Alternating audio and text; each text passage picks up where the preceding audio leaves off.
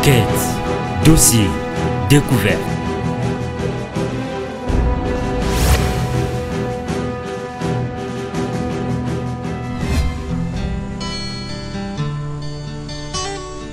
Considéré autrefois comme sacré et donc inaccessible par n'importe qui, n'importe quand et où, le corps de la femme congolaise la rend aujourd'hui vulnérable sur le plan sexuel du fait de la naissance d'une culture de viol.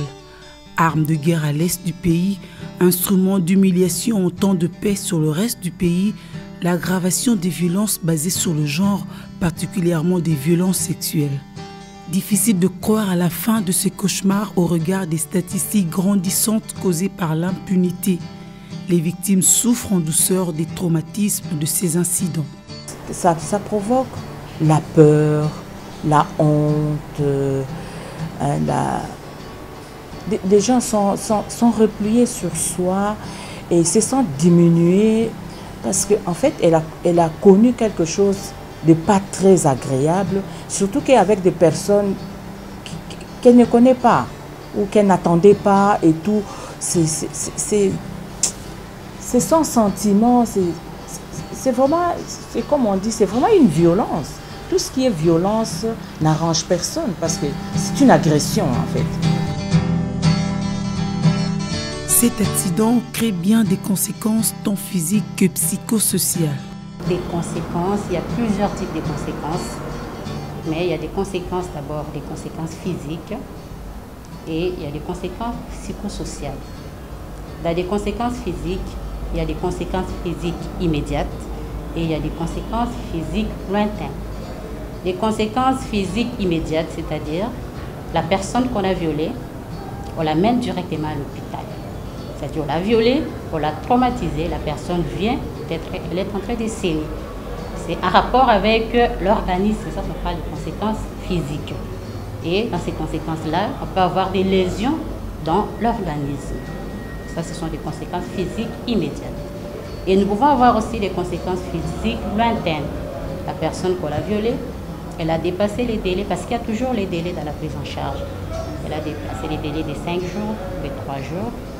La personne vient à l'hôpital, peut se présenter avec d'autres conséquences qu'on appelle des conséquences lointaines. C'est-à-dire qu'il peut y avoir des infections, il peut y avoir des douleurs qui ne se terminent pas dues à l'acte à laquelle on avait violé.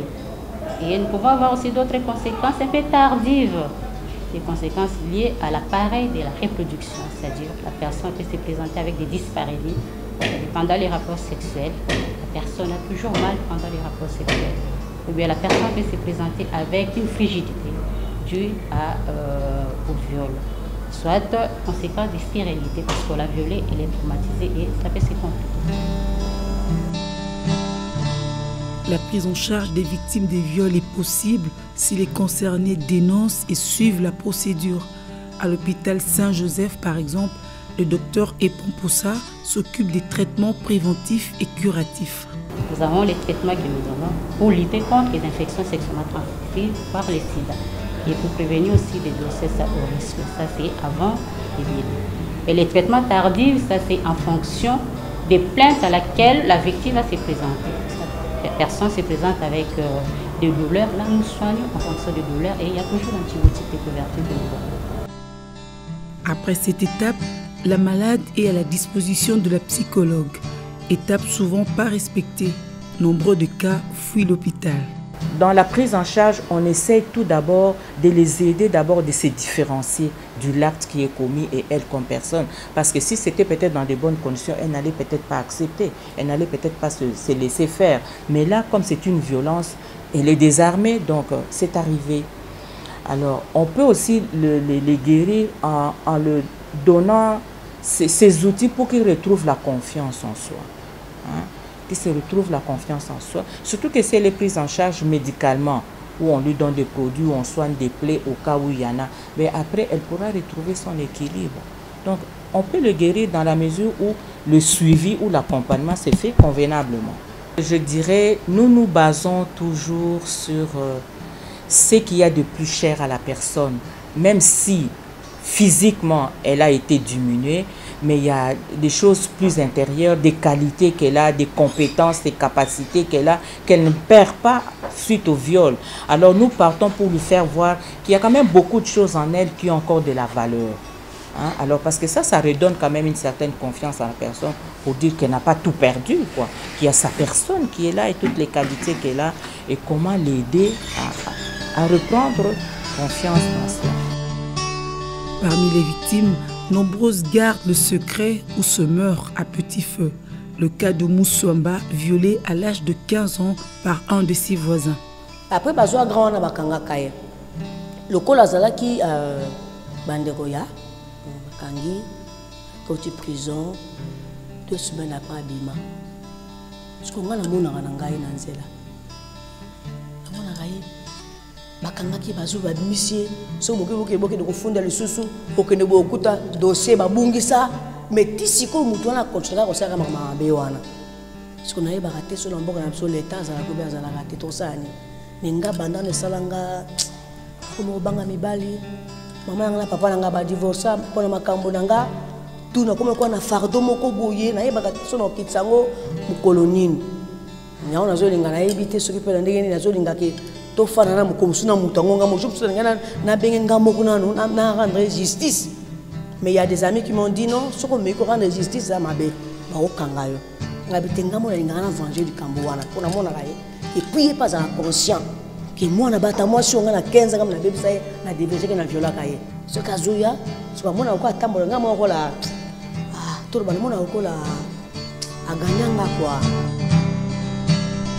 Nul n'est censé ignorer la loi, quand bien même celle-ci ne définirait pas clairement les violences sexuelles selon cet avocat. La loi n'a pas défini la notion des violences faites à la femme, mais lorsque vous parcourez les dispositions qui épinglent, n'est-ce pas, certains comportements interdits, vous vous rendez compte que beaucoup de ces comportements sont liés aux violences faites à la femme. Les communs des mortels ou le public dans son ensemble n'est pas tellement intéressé par l'activité du journal officiel. Et pourtant, il est un adage qui dit « Nul n'est censé ignorer la loi ». Donc tout le monde doit faire un effort pour avoir l'information par rapport aux activités du journal officiel. Et donc la première raison, c'est celle-là. Il y a les défauts de vulgarisation suffisantes de cette loi. Il y a les défauts de vulgarisation suffisantes. Et j'ai pari, en ce qui concerne la loi sur les violences sexuelles, bon maintenant il y a quand même des efforts, mais il y a 2 ou 3 ans, depuis la promulgation de cette loi-là, il y avait même les opérateurs judiciaires, donc les praticiens du droit qui n'étaient pas informés de cette loi, mais avec l'apport de beaucoup d'ONG aujourd'hui, beaucoup d'acteurs sont au courant de cela, mais déjà lorsque les acteurs eux-mêmes sont en retard pendant 2-3 ans, imaginez maintenant les sorts pour les communs des mortels. Pour la Ligue de la zone Afrique pour la défense des droits des enfants et des élèves, ONG qui assure la défense et la protection des femmes, les opérateurs judiciaires monnaient la justice. La population peut ignorer le cadre juridique, mais les opérateurs judiciaires qui sont du reste, le magistrat et les OPJ devraient les connaître et l'appliquer. Nous constatons tout simplement que par mauvaise foi, parce qu'en fait, la plupart des magistrats et des OPJ sont corrompus et ils acceptent de pouvoir relaxer les auteurs de violences sexuelles malgré les conditions dans lesquelles ils sont détenus. Et ça, c'est un regret, c'est la raison. Il n'y a pas d'autre raison qu'on peut donner. Parce qu'à l'époque, on croyait qu'ils banalisaient parce qu'ils ne connaissaient pas l'importance des violences sexuelles sur les femmes et les enfants. Et nous avons initié des sessions de formation, de sensibilisation de magistrats, avec des psychologues, avec des médecins, pour expliquer à ce dernier que c'est que la femme violée récent. Mais nous avons constaté qu'à un moment donné, les OPJ de la police étaient disposés à pouvoir nous accompagner, tandis que quand le dossier arrive au niveau des magistrats, les magistrats prenaient les dispositions lorsqu'il a déjà l'argent dans la poche, libèrent les auteurs. La corruption dont la Lisadel accuse certaines autorités juridictionnelles est la conclusion des enquêtes qu'elle mène sur le terrain. Nous avons fait une enquête judiciaire pour l'année 2010. Nous avons constaté que dans la ville de Kinshasa, parce qu'on devait savoir qu'est-ce qu'on fait des cas de violences sexuelles dans les juridictions. nous avons mené l'enquête dans toutes les juridictions de la ville de Kinshasa, tant civiles que militaires. Nous avons constaté qu'il y a eu 650 dossiers de victimes de violences sexuelles qui sont passés par les juridictions. Et ce que nous avons déploré, c'est qu'il y a eu plus de 110 dossiers pour lesquels les auteurs ont été innocentés, 250 dossiers classés sans suite et 220 ou 26 dossiers où les auteurs ont été condamnés. Et quelle condamnation? La majorité, ou disons 80% des dossiers, les auteurs ont été condamnés de manière fantaisiste, où ils sont condamnés à 3 mois, à 6 mois, à 9 mois. Et pourtant, la loi prévoit que lorsqu'il s'agit de cas de violence sexuelle et lorsqu'il y a des preuves, que l'auteur doit être condamné entre 5, la peine doit varier entre 5 et 20 ans. On ne sait pas où le magistrat trouve les 5 ans, où il trouve les 3 mois, les 6 mois, les 12 mois qu'il donne à tous ces violeurs. Pourtant, les infractions relatives aux violences sexuelles sont clairement reprises dans le Code pénal de juillet 2006. La loi en détermine la procédure. La procédure a subi certaines modifications dans le sens de rendre, n'est-ce pas, la procédure ou les processus d'instruction d'un dossier concernant les violences sexuelles beaucoup plus rapides. Donc la loi insiste sur la célérité, la rapidité qui doit caractériser désormais les dossiers de violences sexuelles. Et la loi a supprimé beaucoup, n'est-ce pas, beaucoup de règles qui sont de droit commun, donc des règles de droit pénal général. Par exemple, lorsqu'il s'agit, n'est-ce pas, de matière de violences sexuelles, la loi a interdit les recours à l'amende transactionnelle. Donc les gens ne peuvent plus transiger. Tout ça, c'est dans l'intérêt de la victime. Et lorsqu'il est question, n'est-ce pas, de violences sexuelles, on donne le pouvoir aux organes poursuivants de procéder à l'arrestation du présumé coupable sans nécessairement recourir, n'est-ce pas, sans nécessairement qu'il ne soit besoin d'informer son autorité hiérarchique, comme ce fut le cas dans le droit commun. Dans tout ça, le non-respect de la loi est décrié tant chez les victimes que chez les organes d'accompagnement. Condamnation dans beaucoup de choses, beaucoup de l'État ça n'a été. Bamona ka mabeza la malamu, malamu za mabe na Congo. Mais on te mangé zoka. Na ya bakate so ko limbisa. Qu'on puisse mettre cette loi en pratique, puisque la Lisadel travaille beaucoup, il déploie beaucoup d'efforts. Quand nous arrivons à la justice, on nous arrête, on nous met les crocs en jambes. On ne sait pas évoluer, nos avocats y vont, on commence à avoir des choses d'une autre couleur.